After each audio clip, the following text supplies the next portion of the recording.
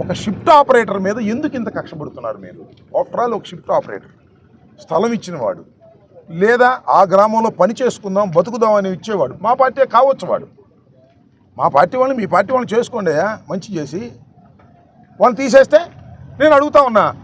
ఇంతకన్నా శివప్రసాద్ వేశాడు, అంతకుముందు శివప్రసాద్ గారు, స్వర్గీయ శివప్రసాద్ గారు, ఒక్కడిని తీశానని చెప్పమంటున్నా. ఆయన చాలా వేశాడు కదా, ఒక్కడిని తీశాడు చూపించండి నన్ను. అరే వాళ్ళు బతుకుతున్నారు, వాళ్ళని తీసేసి డబ్బుల కోసం కక్కుర్తి పడేటటువంటి దౌర్భాగ్యమైన పరిస్థితికి వాళ్ళ ఇక్కడున్నటువంటి తెలుగుదేశం నాయకులు, శాసనసభ్యులు, దరువూరి నాగేశ్వరరావు కక్కుర్తి పడే పరిస్థితికి వచ్చినప్పుడు ఏం చేయాలి ప్రజలు?